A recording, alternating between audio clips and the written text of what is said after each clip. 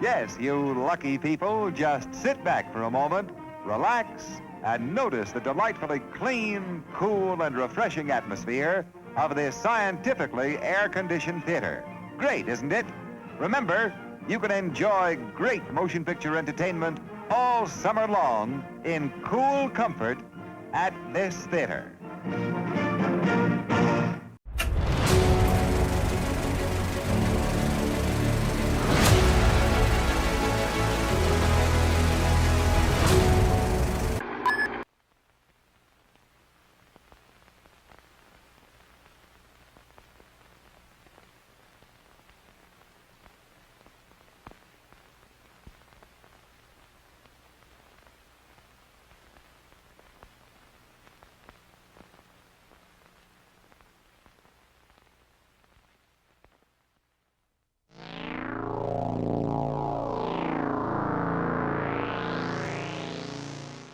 In the beginning, before recorded time, there were beings from a distant world.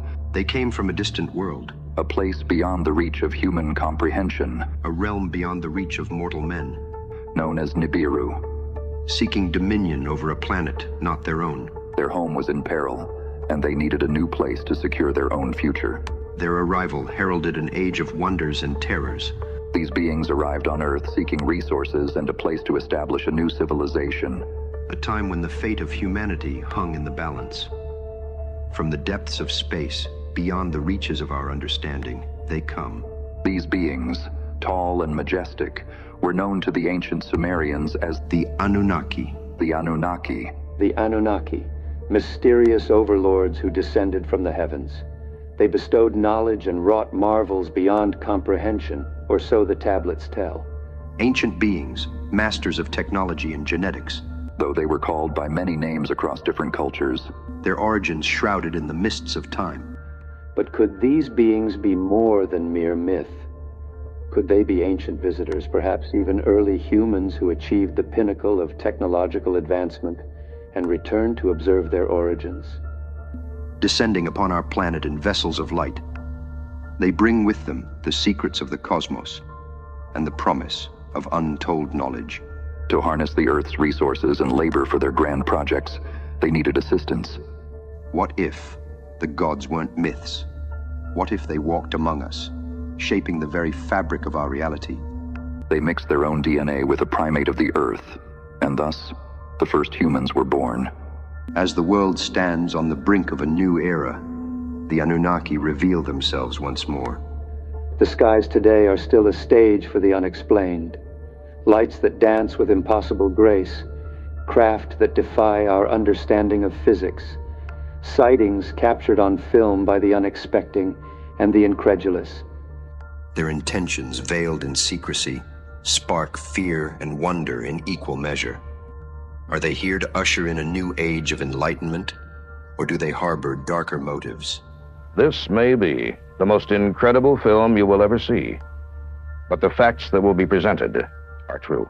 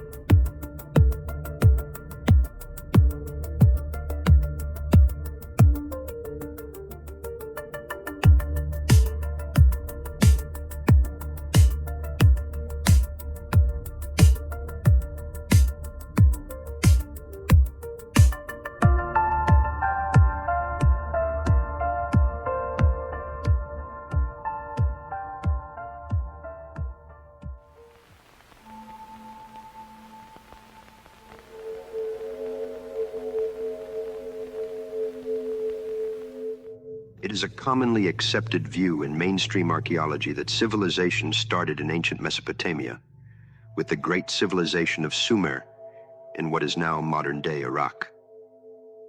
However, at the beginning of the 20th century, archaeologists excavating at Tel al-Ubaid in Iraq made an unusual discovery when they unearthed several 7,000-year-old artifacts which appear to represent humanoid figures with reptilian features. The Ubaid culture is one of the earliest known civilizations in Mesopotamia, dating back to around 6,500 to 3,800 BC, predating the Sumerians. This culture is named after the site of Tel al-Ubaid, where some of the earliest artifacts associated with the Ubaid people were found. As with the Sumerians, the origins of the Ubaidian people is unknown. They lived in large village settlements in mud brick houses, and they had developed architecture, agriculture, and farmed the land using irrigation. The domestic architecture of the Ubaidians included large T-shaped houses, open courtyards, paved streets, as well as food processing equipment. The Ubaid culture is known for its pottery, architecture, and the development of early urbanization. The archaeological site located in southern Iraq, near the ancient city of Ur, often referred to as the cradle of civilization, where some of the earliest known human societies developed. Sumerian texts explain that Ur was believed to be the first city.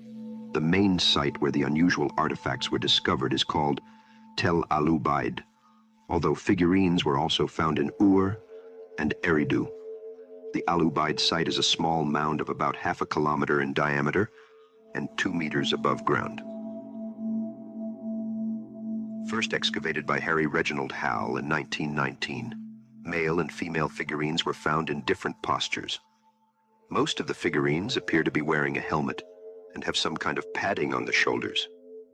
Other figurines were found to hold a staff or scepter, possibly as a symbol of justice and ruling. The figures are typically small, between 10 and 20 centimeters in height, and are made from clay. They depict humanoid figures with distinct lizard-like features, such as elongated heads, almond-shaped eyes, and pronounced snouts. Some of the figures are shown in postures that suggest they are holding infants, wearing helmets, or performing ritualistic activities. The unusual appearance of the figurines immediately stood out, given the uniqueness of these figures compared to other artifacts typically found in Mesopotamia. Wide eyes, reptilian heads, thin, inhuman bodies. We tell ourselves these were myths, stories. But every myth begins with someone who saw something. Whatever they saw, whatever they were trying to preserve in clay, it wasn't human.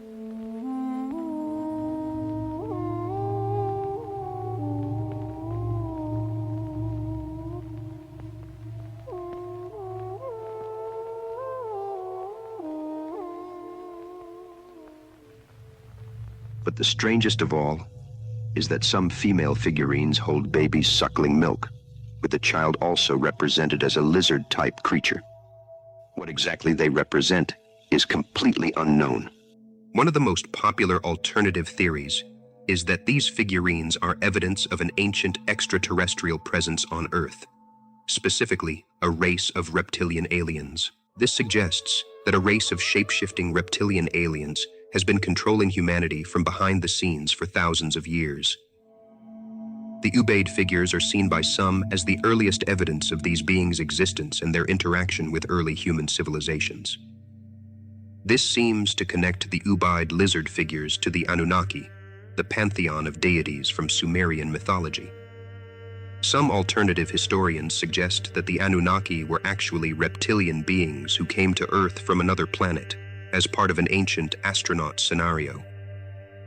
The Ubaid figures are interpreted as depictions of these beings, who were later deified by the Sumerians. In the 20th century, a theory was popularized by writers like Ziggurats, who proposed that the Anunnaki, gods mentioned in Sumerian texts, were actually ancient astronauts from another planet. This theory was later expanded by author David Icke, who claimed that these beings were reptilian in nature and had interbred with humans to create a ruling class of shape-shifting reptilian-human hybrids. The theory suggests that the Anunnaki genetically engineered humans to serve as slaves, and the Ubaid lizard figures are evidence of early humans' reverence or fear of these beings. The figures are seen as a form of idol worship, or as representations of the Anunnaki's overlords. Some theorists believe that these reptilian beings were not just visitors, but were actually responsible for the creation or genetic modification of early humans. Is there a link between these representations of lizard-like gods and the Anunnaki? For now, these questions remain unanswered. We know that the serpent was a major symbol used in many societies to represent a number of gods. For example, the Sumerian god, Enki, and the snake was used later on as the symbol for the brotherhood of the snake, supposedly an ancient secret society. And the Anunnaki, known as the Seven Great Gods, or those who from heaven to earth came revered as deities by the Sumerians. But who were these divine beings exactly? And what was their significance in the ancient world? Often depicted as a council of powerful entities, with Anu as their leader. While various epics and texts reference different numbers of them, the most significant are the Seven Great Gods. Sumerian ritual texts single out a fixed roster of 7 great Anunnaki who exercise ultimate authority. They are Anu, Enlil, Enki, Ninhursag, Nana, Utu, and Inanna. Anu is the sky god and source of divine legitimacy. Enlil controls the atmosphere and issues binding decrees. Enki governs subterranean fresh water, crafts, and esoteric knowledge. And Ninhursag represents the fertilizing earth and oversees birth and healing. The remaining 3 complete their framework. Nana personifies the moon and regulates calendars and tides. Utu embodies the sun and functions as guarantor of justice. Inanna corresponds to the planet Venus and is associated with sexuality, warfare, and dynastic change. They were believed to have governed all forces necessary to sustain both nature and urban civilization. These gods are believed to have played crucial roles in shaping human civilization, imparting knowledge and wisdom to early humans. According to Sumerian accounts, the Anunnaki hailed from a distant point known in the sky, suggesting a celestial origin. The Sumerians themselves were intimately connected to the Anunnaki, viewing them as their creators and guides. However, interpretations of the Anunnaki's origins and intentions vary widely, with some, let's just say, sinister implications. Interpretations such as those put forth by author Zecharia Sitchin suggest that they hailed from a planet called Nibiru and played a pivotal role in shaping human history, sparking countless theories and mythologies. Yet amidst the myriad interpretations, certain truths emerge. The Anunnaki are believed to have been instrumental in kickstarting human civilization, bestowing upon humanity the gifts of knowledge, agriculture, and governance. However, the idyllic harmony between gods and humans was shattered by a rebellion and a cataclysmic event that led to a rift among the Anunnaki. Some aligned themselves with the forces of good, while others fell into darkness, giving rise to the Nephilim, beings of immense power and a stature. From the fall of Adam and Eve in the Garden of Eden to the rise of kingship descended from heaven, the Anunnaki's influence reverberates throughout human history.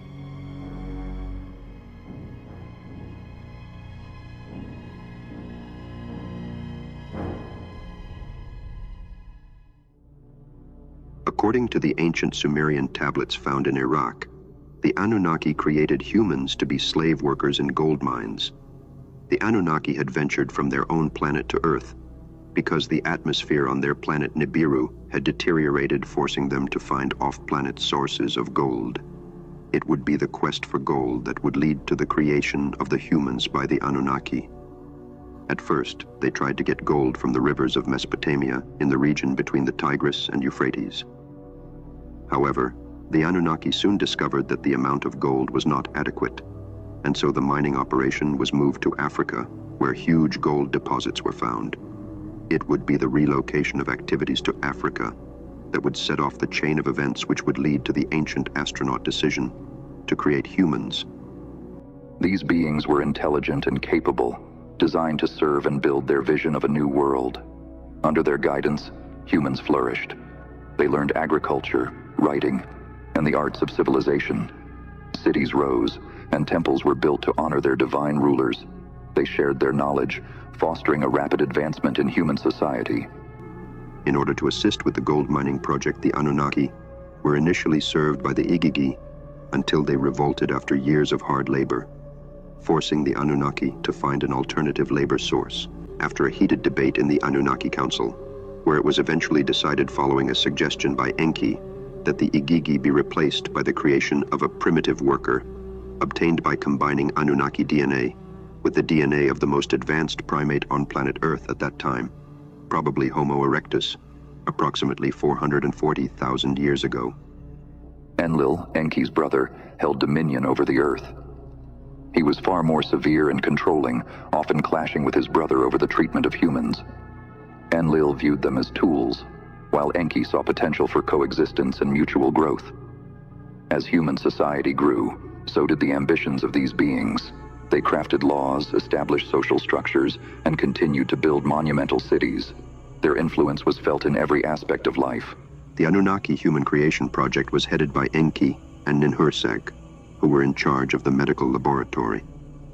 Experiments were initially unsuccessful until the Adama prototype was born in their genetics lab by using surrogate Anunnaki wombs. Eventually, the other Anunnaki stationed across the different stations started demanding Adama prototypes of their own use, and Enki struggled to supply the demands spread across the various Anunnaki settlements. Enlil, leader of the Anunnaki on Earth, then took matters into his own hands by forcibly taking some of the humans created by the Anunnaki gods, Enki and Ninhursag, and placed them in the Garden of Eden on Earth to look after it. The story is not without conflict. The Watchers were a group of these beings sent to observe humanity. Over time, some of the Watchers became enamored with human women and took them as wives, resulting in the birth of the Nephilim, giants of incredible strength and renown. This union and its consequences enraged Enlil and the higher powers, who saw the Nephilim as a threat to the natural order. The actions of the Watchers led to further strife and a divine decree to cleanse the earth. Enlil, furious about the Nephilim and their potential to challenge divine authority, decided to act. A great flood was sent to cleanse the earth. Enki, unwilling to see his creations perish, defied his brother. He warned a righteous man and instructed him to build a massive boat. The man and his family, along with the genetic blueprint for thousands of animals, survived the deluge, ensuring the continuation of human life. They didn't just show up and leave. They built things, systems, bloodlines. We're not just talking about mythology, we're talking about memory. Some say they created us. Others say we were adjusted. You ever wonder why so many ancient gods look the same? Different names, same faces. That's not coincidence. This is the part where history stops feeling safe. They were called gods, sure, but they acted more like royalty or scientists. The Hopi Indians have lived on the high desert of northern Arizona for thousands of years. This barren but beautiful landscape was the place where Hopi gods directed them to build a number of villages made up of pueblos, what we today would call stone apartment complexes. Here the Hopi managed to flourish by simply growing corn, beans, and squash with very little rainfall and almost no irrigation. One of the most intriguing Hopi legends involves the ant people, who were crucial to the survival of the Hopi, not just once, but twice. The so-called First World, or World Age, was apparently destroyed by fire, possibly some sort of volcanism, asteroid strike, or coronal mass ejection from the sun. The Second World was destroyed by ice age glaciers, or a pole shift. During these two global cataclysms, the virtuous members of the Hopi tribe were guided by an odd-shaped cloud during the day and a moving star at night that led them to the sky god named Sotuknang, who finally took them to the ant people, in Hopi, Anusinum. The ant people then escorted the Hopi into subterranean caves, where they found refuge and sustenance. In this legend, the ant people are portrayed as generous and industrious, giving the Hopi food when supplies ran short, and teaching them the merits of food storage. In fact, another legend says that the reason why the ants have such thin waists today is because they once deprived themselves of provisions in order to feed the Hopi. The constellation Orion also has a thin waist. When Orion dominates the winter skies, the ants are deep in their small underground hills. These structures are similar in form to the Hopi kivas, which are subterranean communal prayer chambers. Coincidentally, the Sanskrit word ki means anthill, and va means dwelling. Each February, inside their kivas, the Hopi perform the bean sprouting ceremony, or bean dance, called powamu. During this time, the fires are continuously kept ablaze, turning these structures into superb hothouses. The ritual commemorates a time when the Anunnaki taught the Hopi how to sprout beans inside caverns in order to survive. It is interesting to note that the Babylonian sky god was named Anu. The Hopi word for ant is also Anu, and the Hopi root word Naki means friends. Thus, the Hopi Anunnaki, or ant friends, may have been the same as the Sumerian Anunnaki, the beings who once came to Earth from the heavens.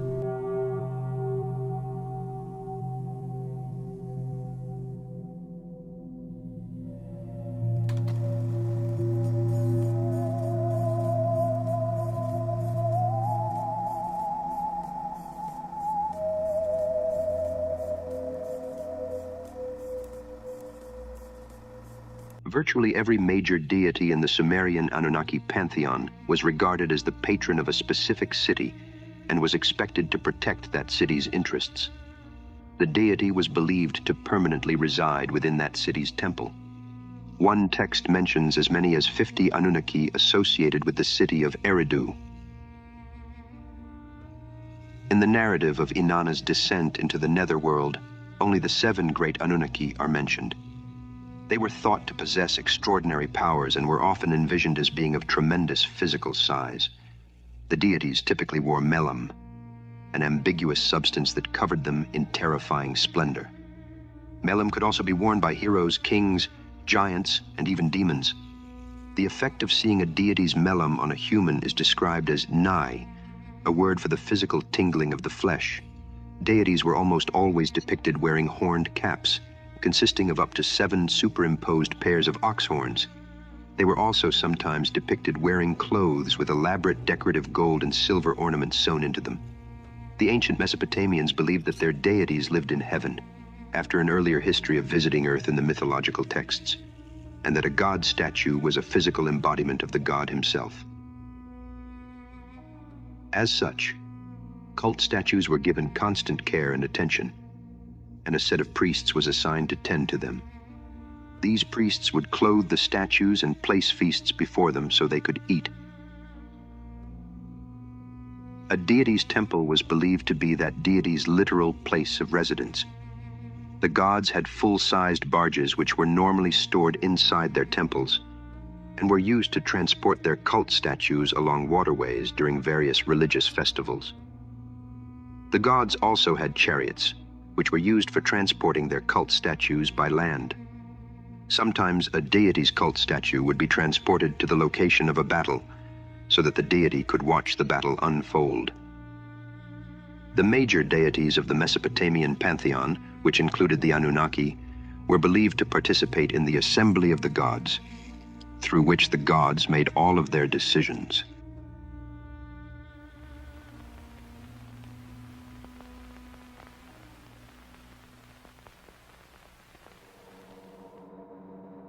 Cylinder seal Phi A243. On the surface, it looks like just another artifact from ancient Sumer, but it's not. What makes this seal stand out is what's carved right in the center, a clear image of the sun surrounded by 11 distinct spheres.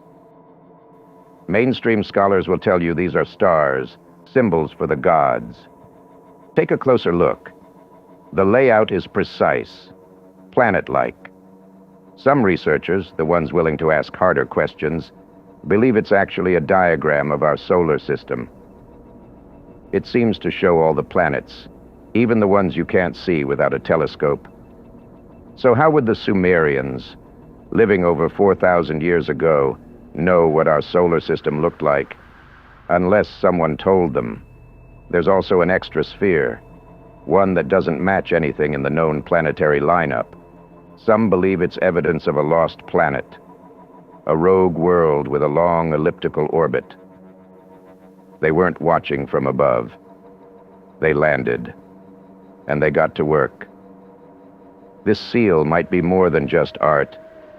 It could be a record, a remnant of direct contact.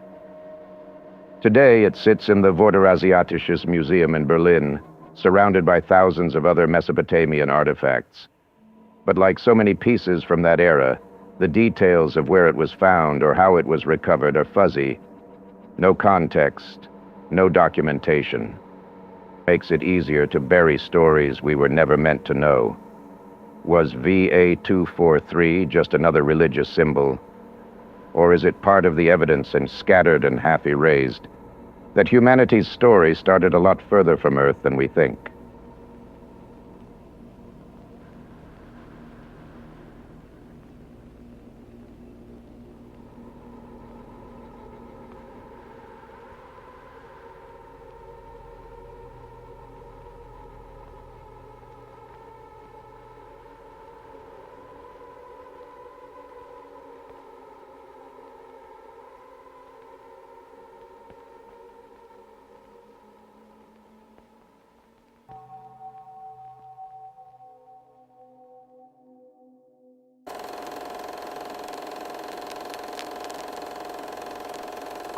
Artifacts bearing the mark of the Urartian culture, resplendent with symbols that echo through the ages, the tree of life, celestial beings known to some as the Anunnaki, mystical handbags, the winged solar disk, and the majestic forms of bulls and lions. These items hail from Urartu, an Iron Age kingdom that once spanned the realms of modern-day Armenia, eastern Turkey, and parts of Iran, known to the Hebrews as Ararat, a place steeped in the lore of Noah's Ark and its final birth after the Great Flood. In the twilight of the 8th to 6th centuries BC, this land thrummed with the legacy of Aramu, progeny of Haik, who in turn traced his lineage to Noah, the Ark's master and founder of ancient Armenia. The Urartians, under the shadow of their forebears, the Sumerians, paid homage to a pantheon that mirrored those ancient deities, despite the chasm of millennia that lay between them. And yet, the kingdom of Urartu remains an enigma, its story pieced together from the scant relics rescued from the ruins of antiquity. Among these are 2 helmets, not just metal, but narrators of a bygone era. One adorned with 7 serpents beneath the tree of life, flanked by creator gods and the solar disk, its craftsmanship distinct from the imagery that accompanies it. The other helmet, its surface etched with 8 serpents, stands as a testament to a gathering of divine beings, each in pursuit of immortality's fruits, united by a singular artistic hand. Then there is the shield, its face a canvas for the representation of bulls and lions, emblems, perhaps, of the ancient clans that once roamed these lands, their fates intertwined with that of the Serpent clan. As we delve into the shadows cast by these ancient artifacts, we find ourselves wandering through the corridors of history, where the lines between myth and reality blur, where creator gods and mythical beasts stand immortalized in bronze. We are invited to ponder the unfathomable depths of our past.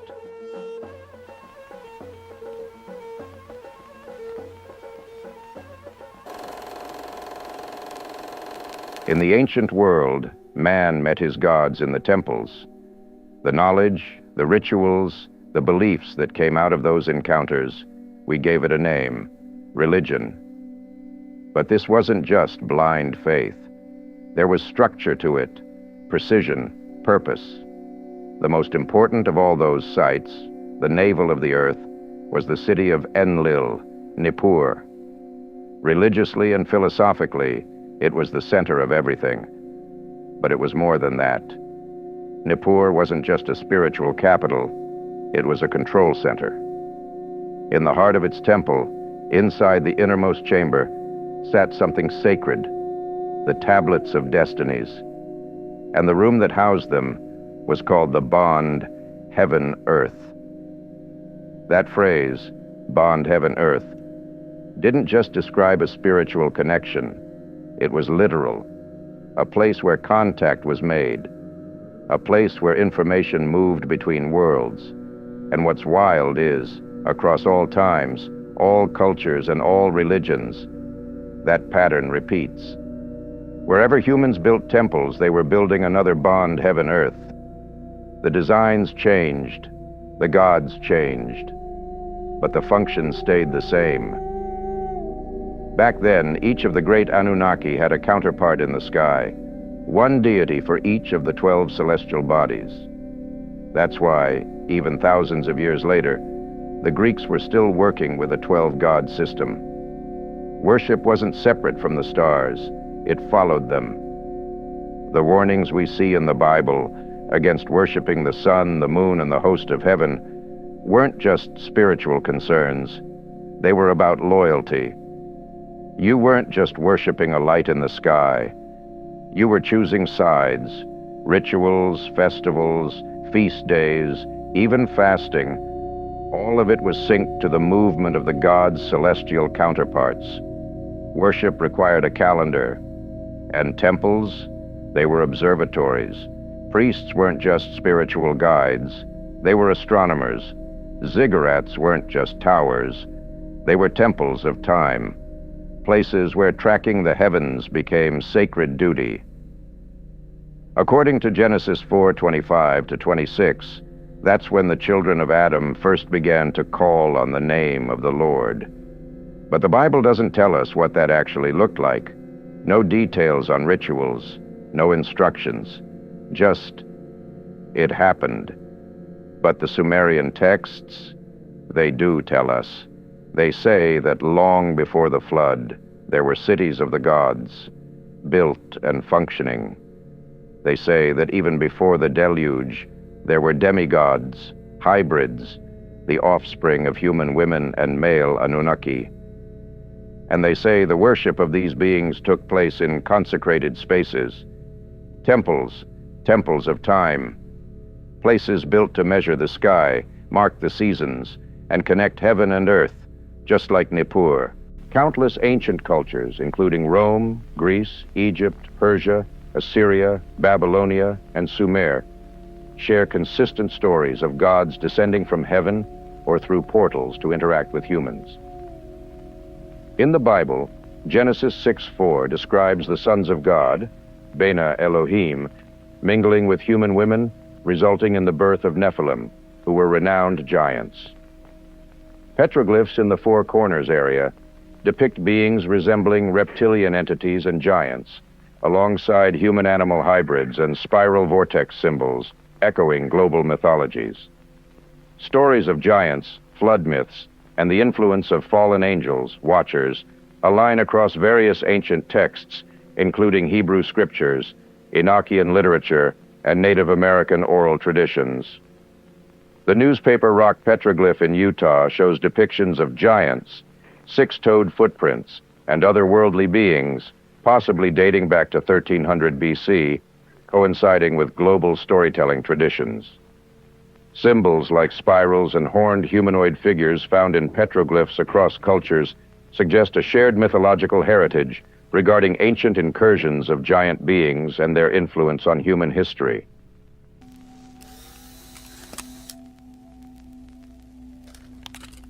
The Book of Genesis shares various connections and similarities with a number of ancient myths from different cultures.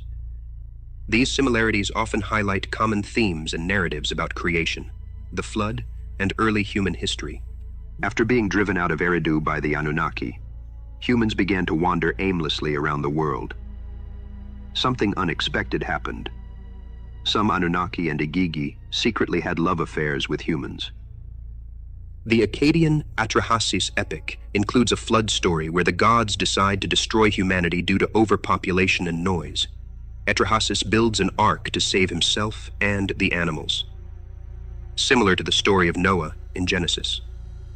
The children born from these unions were extraordinary, considered demigods, who left their names eternalized in the legends of many peoples. Some of the most famous were Gilgamesh, Hercules, Perseus, and Samson, forever known as Nephilim. The gods' regret after the flood, and their decision to limit human lifespan mirrors God's regret in Genesis for creating humans, and his decision to reduce human longevity. The Epic of Gilgamesh includes a flood narrative where Utnapishtim is warned by the god Ea to build a boat and save his family and animals. This parallels the Noah's Ark story with similar details, such as sending out birds to find dry land. Despite losing Anunnaki support, humans flourished and built their own cities. But everything was about to change. The orbit of the planet Nibiru was approaching Earth, an event occurring only every 3,600 years. Many Native American tribes have flood myths that share similarities with the Genesis flood. For instance, the Cree and Menominee tribes tell of a great flood sent to cleanse the earth, with survivors often being warned in advance to prepare. The Anunnaki knew disaster was imminent, as Nibiru would reverse Earth's magnetic poles, causing earthquakes, volcanic eruptions, and tsunamis. The Anunnaki's final decision was to abandon humans, return to their ships, and flee into space until the natural disasters subsided. In Hindu mythology, Manu is warned of a great flood by the god Vishnu, who appears as a fish. Manu builds an ark to survive the flood, similar to Noah in Genesis. Both narratives involve the preservation of life and the eventual repopulation of the earth. Against his advisors' and family members' wishes, King Enki decided humanity deserved a chance to save itself from the cataclysm. He commissioned Utnapishtim, a good-natured man, to create a giant ship called the Preserver of Life in preparation for a great flood that would end life on Earth. Even in the face of human mockery, Utnapishtim dutifully carried out Enki's instructions and built the ship. He also sheltered and protected the essence of all the animals on Earth. In Chinese mythology, the goddess Nuwa repairs the sky after a great flood and recreates humans. This bears resemblance to the Genesis flood story and the subsequent renewal of the earth. Many myths, including Genesis, describe creation emerging from a state of chaos or primordial waters. This theme is found in Egyptian, Babylonian, and Greek myths. After the flood, they saw the resilience and potential of humanity. They decided to withdraw and allowing humans to govern themselves under a divine mandate. Kings rose to power, claiming descent from these beings, and the cities they left behind continued to thrive. The pursuit of forbidden knowledge and the consequences thereof is a recurring theme, present in Genesis, the story of Prometheus, and various other myths. Over time, their direct presence faded into myths and legends. Their stories, once vibrant and immediate, became the subject of ancient texts and temple carvings. Yet, their influence remained, woven into the fabric of human culture and belief. Great flood stories intended to cleanse or restart humanity appear in Genesis, Mesopotamian, Hindu, Native American, and other traditions. Even now, the story stirs the imagination. It speaks to the ancient connection between humanity and the divine, a bond that transcends time and space. In their decision to play God, they left a mark on humanity, a story that compels us to grapple with the nature of power, creation, and the very essence of our existence.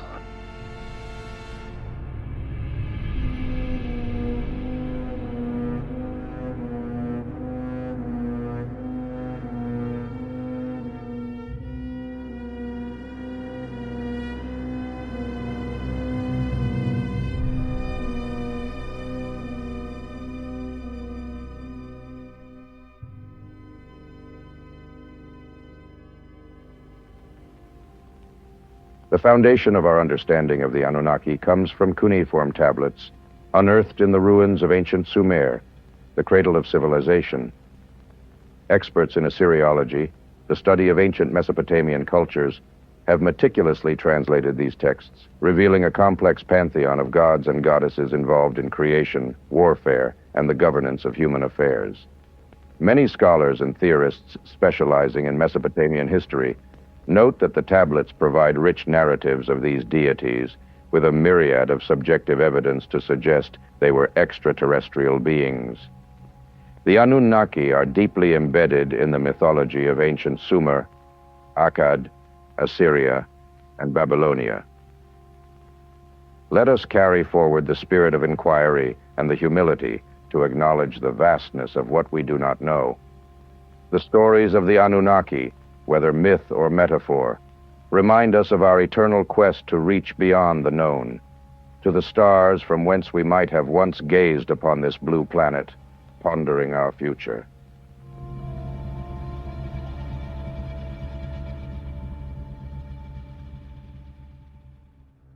Human ancestors from every corner of the globe all tell us the same story.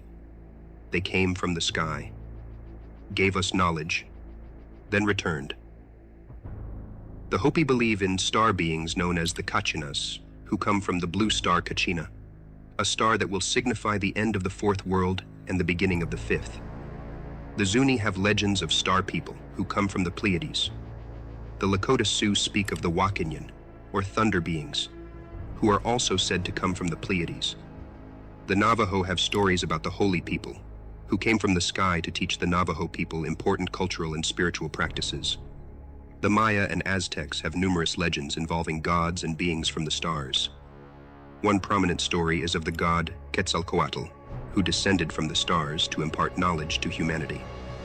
The Inca worshipped the god Viracocha, who is believed to have come from the stars to create the world and its people.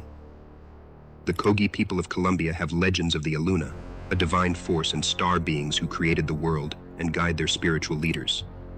The Yolngu people have legends of Barnambir, morning star, a creator being who came from beyond the Milky Way. The Worldpiri people speak of the star ancestor Jukurpa, who descended from the stars to teach their people. The Dogon people of Mali are famous for their detailed astronomical knowledge, including legends of the Nomo, amphibious beings who came from the Sirius star system. The Zulu have stories of the sky god Unkulunkulu, who descended from the stars to create humanity. The Maori people of New Zealand believe in the star people called Wiro, who came from the stars to guide their ancestors. The Ainu people of Japan have stories of star gods who came to Earth to interact with humans. And finally, the Sumerian myths include the Anunnaki, gods who came from the heavens to create and oversee humanity. Is it possible that these myths and legends are more? Could they be echoes of a forgotten history? A collective memory of ancient encounters with advanced beings from beyond our world? Or do they serve as symbolic representations, a means for our ancestors to explain natural phenomena, the mysteries of the cosmos, and their place within it?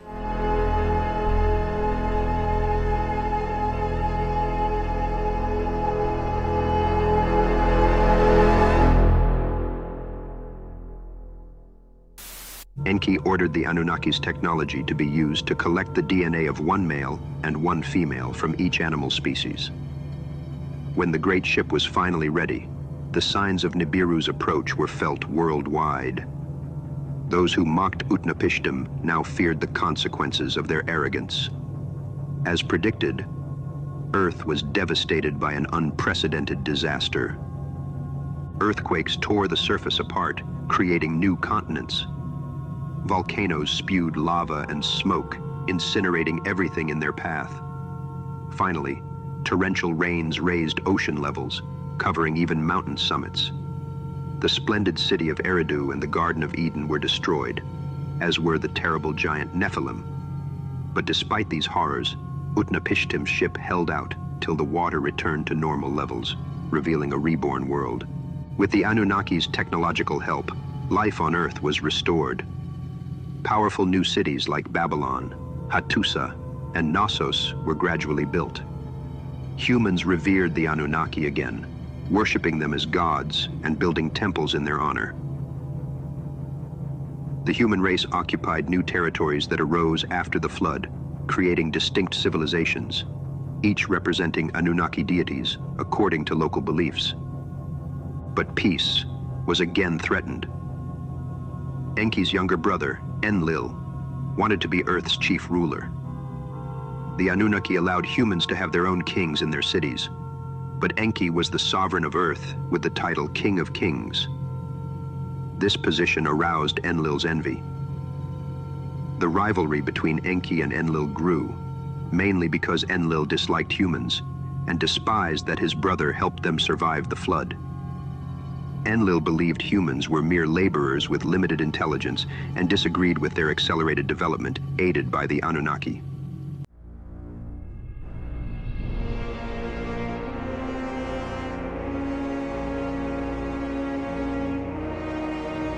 The Book of Enoch is one of the most important ancient texts we possess today, although it was excluded from the Bible.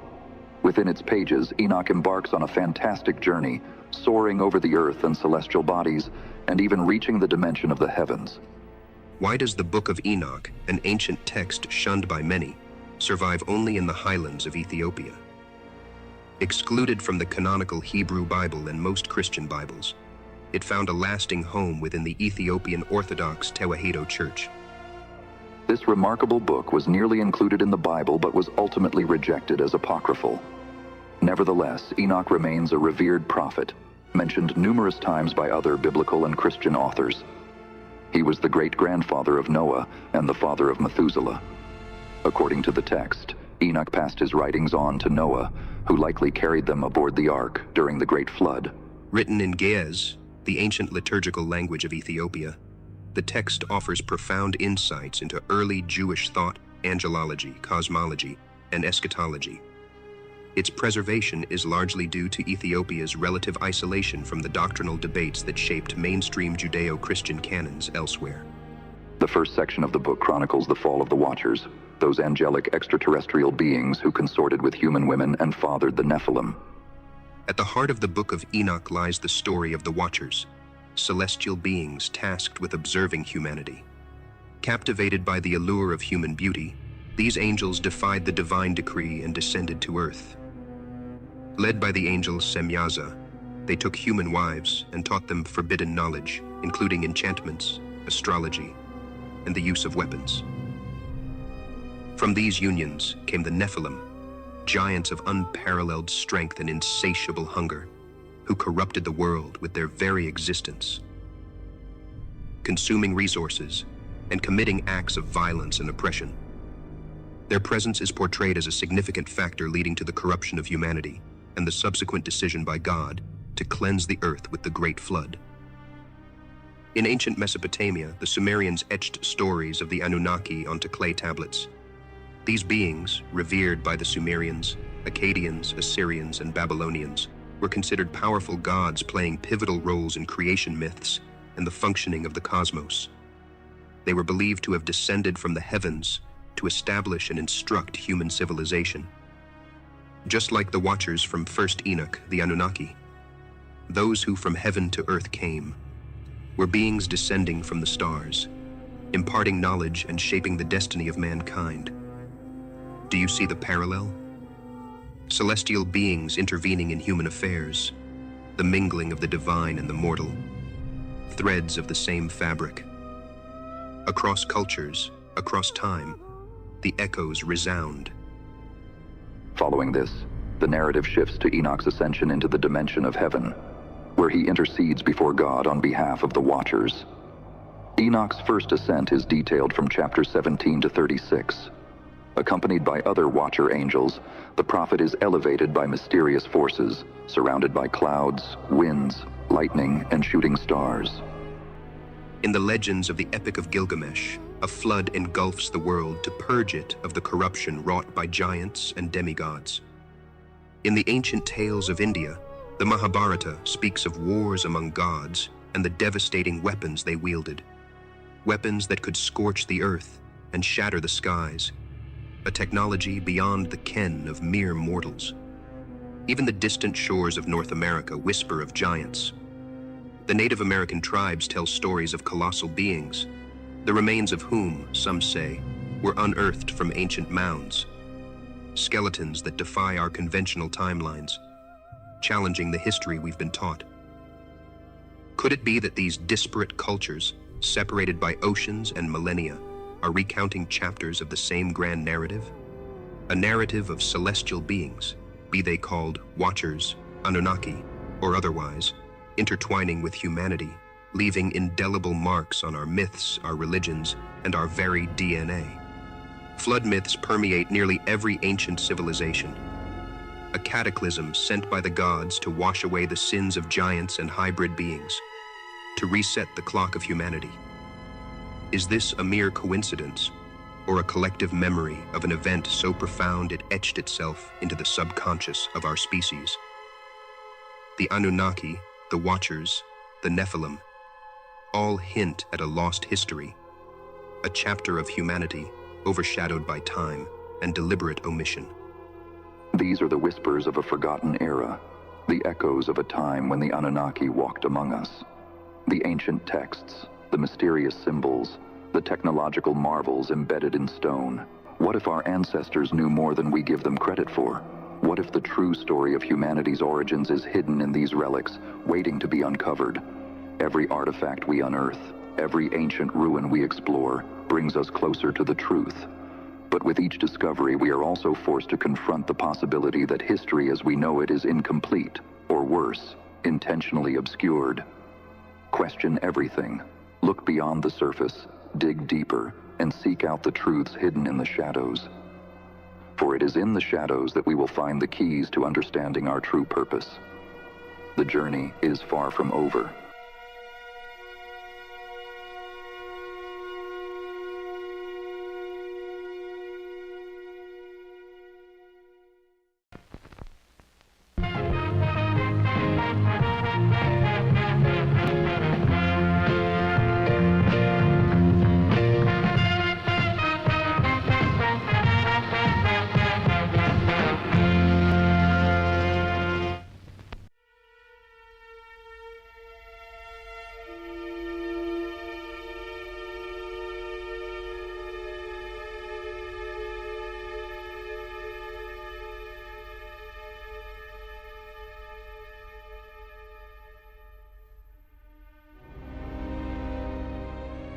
The rebellion of the Igigi has left our mission in jeopardy.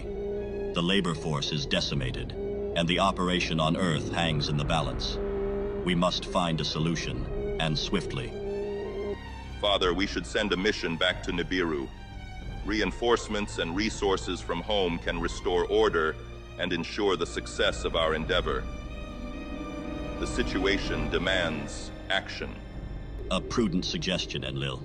Yet the journey to Nibiru is long and fraught with uncertainty. We must consider all possibilities. Father, if I may, I propose another path. Let us harness the potential of this world. Rather than waiting on distant aid, let us create a new being, a race of intelligent workers. You speak of a risky venture, brother. To create life is to tread upon sacred ground. What assurance do we have of success? Within the strands of life lies the answer. I have studied the intertwined cosmic serpents. It is a code, a symphony of existence, capable of profound harmony if guided by wisdom. Your words carry weight, Enki. This path you present is dangerous, yet it may be the catalyst we need. Imagine a being molded from the clay of this earth, yet infused with the spark of our essence. We can craft a new race, one that mirrors our knowledge and strength. And what of the risks? What happens when your little creations surpass its bounds and challenges our dominion? I've seen this before. Just because you breed a wild beast to your liking does not guarantee the beast won't turn on you the instant it feels the urge. These beings will not only labor, but learn, grow, and innovate. Allow me to tame the cosmic serpents, and I shall weave a tapestry of life, binding Earth and the heavens. Proceed, but with caution and foresight. Know this: these beings must be kept under control.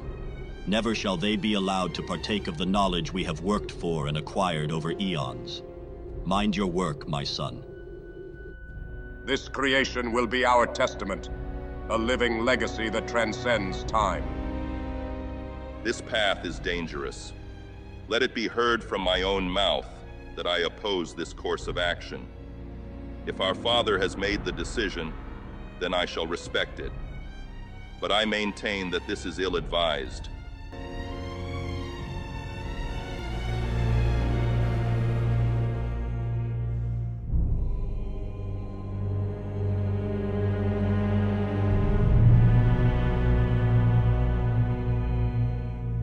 My lord Enlil, I have news from Ninhursag and your brother regarding the experiment. Speak. It seems several attempts to engineer a worker being have failed. Failed? I should not be surprised. Ninhursag and Enki have tried various methods with the beings of Earth, but the results have been unacceptable. The creatures are either too weak, some missing limbs, others missing entire organs, or simply unable to function as intended. I warned them. I warned all of them that this was against the cosmic order. Now, after wasting time and precious resources, my brother only comes to me with failure. My lord, your brother believes that with one more attempt, they can refine the process, perhaps... More time? Is my brother the Lord of Time that he should simply spin more of it into existence? I should have resigned my position the moment my brother suggested this madness. Now I am compelled to oversee this disgraceful project. Go and tell my brother that this is their last chance. I will not tolerate another failure. If they cannot create a being suitable, yet degraded enough to keep under control, they will answer to me directly. Yes, my lord. I will deliver the message to your brother at once. This is the third failure, brother. Each time something vital is missing. Enlil grows more impatient with every misstep. He believes our efforts are futile. Our brother lacks the vision for this delicate work, sister. He sees only failures, not the progress we've made. But we are close. Closer than he knows. We must not let his anger sway our course.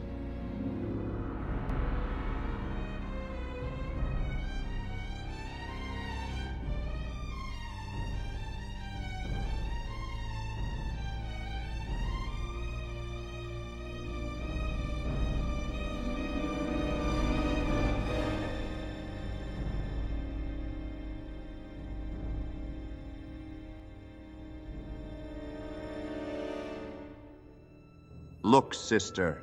Do you see how the essence responds to the elements? It's as if it knows, as if it is aware. Yes, Enki.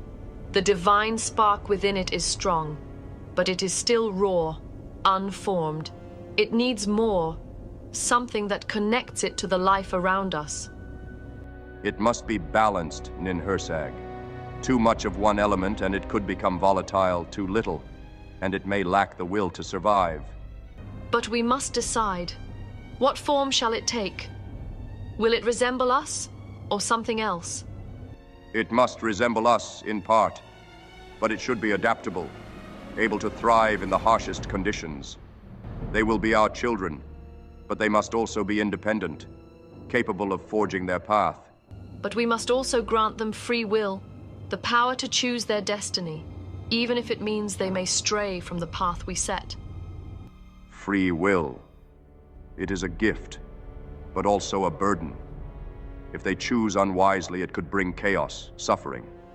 Are we prepared for the consequences of such a creation? Creation is always a risk, Enki. But without it, there is no growth, no evolution. They must learn, as we did, through trial, through error, through pain. Very well. Let them be forged in the crucible of life. Let them grow, struggle, and find their way. We will guide them, but not control them. Then it is done. Our children, the first of their kind, will rise. May they honor us with their deeds, and may they find the balance we have strived to create. This is our legacy, sister. Let this be the beginning of something greater than even we can imagine.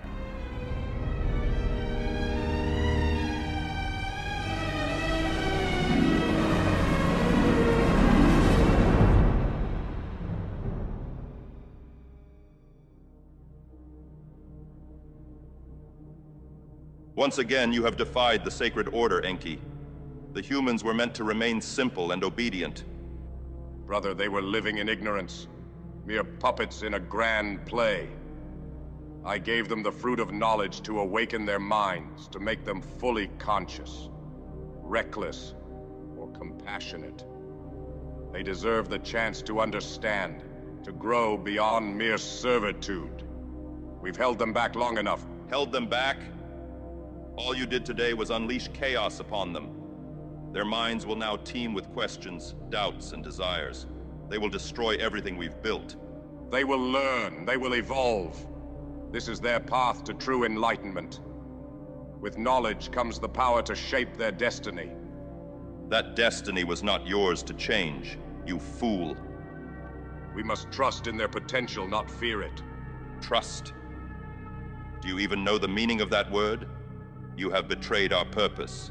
The balance is shifting, Enlil. We must adapt, or we too will fall into oblivion.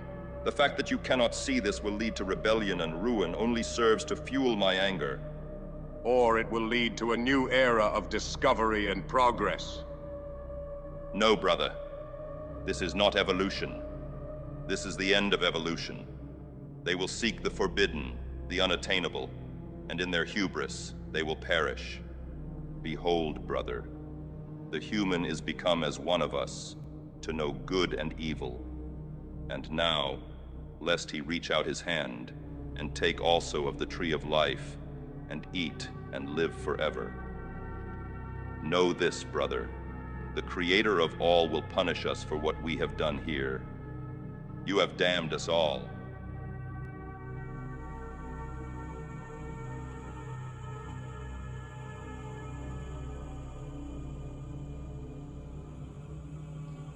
They weren't just gods or myths. They were real, flesh and bone, possessing knowledge and power beyond our wildest dreams. They came from the stars not to guide us, but to shape us, to mold our destiny for their own inscrutable purposes. We call them by many names: Anunnaki, Watchers, Nephilim. They engineered our very existence, intertwining their advanced intellect with our primitive forms. The ancient texts, shrouded in mysticism and allegory, were their records, their blueprints. We were their experiment, their creation. For millennia, they ruled, unseen and omnipotent. The pyramids, the ziggurats, the ancient megaliths, symbols of their unyielding control over our world. And we, oblivious, worshipped them as deities, never questioning the true nature of their power. But why would they abandon us? Or did they? The signs are everywhere, if you dare to look. The unexplained phenomena, the inexplicable advancements, echoes of their influence still resonate through time. They've never truly left us. Their legacy is etched into our DNA. Their whispers echo in our deepest thoughts, guiding us, manipulating us. Now, as the world teeters on the brink of revelation, we must face the unsettling truth.